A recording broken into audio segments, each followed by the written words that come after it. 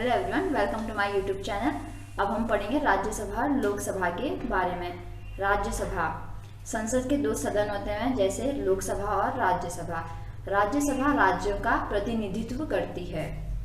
राज्यसभा के अधिकतम सदस्यों की संख्या 250 हो सकती है। 12 सदस्य राष्ट्रपति द्वारा मनोनीत किए जाते हैं जैसे खेल, विज्ञान, साहित्य, समाज सेवा आदि के क्षेत्रों से। जिससे आप देखते हैं कई खिलाड़ी, कई सेलिब्रिटी राज्यसभा में होते हैं, तो वो राष्ट्रपति के द्वारा मनोनीत किए गए 12 सदस्य ही होते हैं। राज्यसभा में हमारे देश में ऐसी व्यवस्था अपनाई गई है जैसे जिस राज्य की जितनी जनसंख्या है उसे उसी के हिसाब से राज्यसभा में प्रतिनिधित्व प्राप्त है। जैसे अमेरिका में जो संसद है उसके लोअर सदन में, निचली सदन को कहते हैं लोकसभा। जैसे हमारे यहाँ लोकसभा कहते हैं वहाँ कांग्रेस। जैसे हमारे यहाँ राज्यसभा है तो वहाँ सीनेट है, पर अमेरिका में सीनेट को मतलब हमारे यहाँ राज्यसभा में, अमेरिका में सीनेट में हर राज्य को बराबर का प्रतिनिधित्व प्राप्त है। परंतु हमारे यहाँ जिस राज्य की जितनी जनसंख्या है उसी के हिसाब से प्रतिनिधित्व प्राप्त है। जैसे उत्तर प्रदेश की जनसंख्या के हिसाब से 31 सीटें उनसे राज्यसभा में प्राप्त हैं। सिक्किम की जनसंख्या के हिसाब से सिक्किम को 1 सीट प्राप्त है। राज्यसभा को उच्च सदन कहा जाता है। अब हम राज्यसभा के बारे में डिटेल में जानते हैं। आइए, जैसे राज्यसभा राज्यों का प्रतिनिधित्व करती है। राज्यसभा राज्यों का प्रतिनिधित्व करती है। इसका निर्वाचन जो इसके सदस्य हैं वो उनका जो निर्वाचन है वो अप्रत्यक्ष विधि से होता है। किसी राज्य के लोग राज्य की विधानसभा के सदस्यों को चुनते हैं। जैसे मैंने आपको बताया था कि जो राज्य के लेवल पर जो विधायिका होती है उसका नाम होता है विधानसभा। जो लोग होते हैं विधानसभा के मेंबर्स को चुनते हैं, मतलब इनको इलेक्ट करते हैं हम लोग। फिर ये सदस्य विधानसभा के सदस्यों को चुनते हैं। किसी राज्य के लोग राज्य की विधानसभा के सदस्यों को चुनते हैं, हम लोग इन्हें चुनते हैं विधानसभा के सदस्यों को। फिर ये विधानसभा के सदस्य हमारे द्वारा चुने हुए सदस्य निर्वाचित सदस्य राज्यसभा के सदस्यों को चुनते हैं। फिर विधानसभा के सदस्य हैं वो विधानसभा के सदस्य, ये लोग राज्यसभा के सदस्यों को चुनते हैं, उनमें पार्टिसिपेट करते हैं उनके इलेक्शन में। ये लोग कौन? विधानसभा के सदस्य। तो ये अप्रत्यक्ष विधि है। राज्यसभा को ऊपरी सदन कहा जाता है। इसमें अधिकतम 250 सदस्य हो सकते हैं। 250 से ज्यादा सदस्य नहीं होते हैं। 12 सदस्यों को राष्ट्रपति द्वारा मनोनीत किए जाते हैं, मतलब 12 सदस्य राष्ट्रपति के द्वारा नियुक्त किए जाते हैं। ना उनका इलेक्शन ना प्रत्यक्ष विधि से होता है ना अप्रत्यक्ष विधि से, उन्हें राष्ट्रपति के द्वारा मनोनीत किया जाता है। जो ये सदस्य होते हैं ये साहित्य, लिटरेचर, विज्ञान, कला, समाज सेवा, खेल आदि क्षेत्रों से लिए जाते हैं। मतलब इन क्षेत्रों में जिन लोगों ने विशेष ख्याति प्राप्त की होती है उन लोगों को राज्यसभा में राष्ट्रपति के द्वारा मनोनीत किया जाता है। अमेरिका, जैसे मैंने बताया था कि हमारे यहाँ संसद में, जैसे हमारे यहाँ लोकसभा है तो वहाँ की लोअर सदन को कांग्रेस कहते हैं। हमारे यहाँ राज्यसभा कहते हैं तो ऊपरी सदन को वहाँ सीनेट कहते हैं। अमेरिका के सीनेट मतलब हमारे यहाँ राज्यसभा समझिए।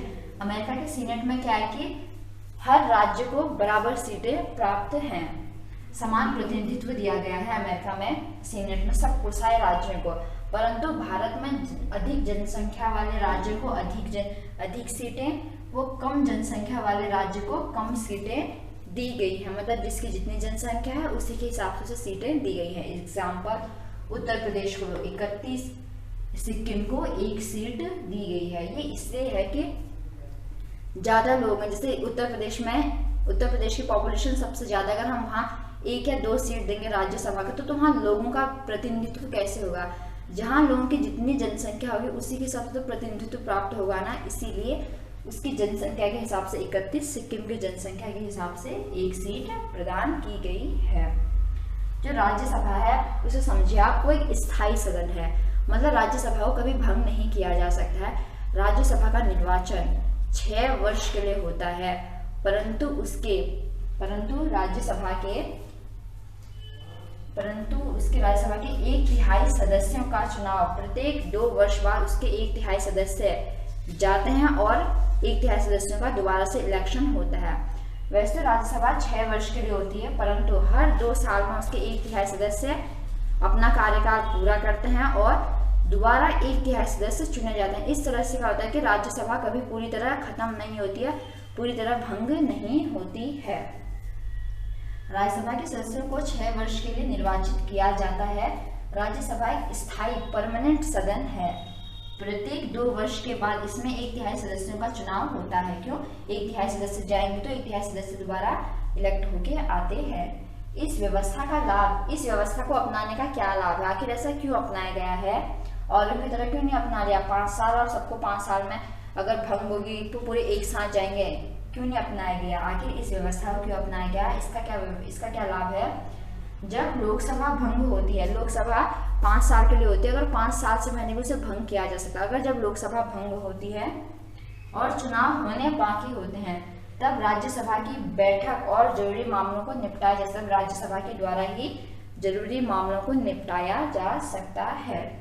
राज्यसभा सदस्य बनने की क्या योग्यताएं होनी चाहिए? उसके लिए होना चाहिए वो भारत का नागरिक हो, उसकी आयु 30 वर्ष की हो। अब हम ऐसे जानते हैं दूसरे सदन लोकसभा के बारे में, जो सबसे मेन सदन है। हम सभी जानते हैं लोकसभा ही सबसे मेन सदन है, लोकसभा ही सब कुछ है।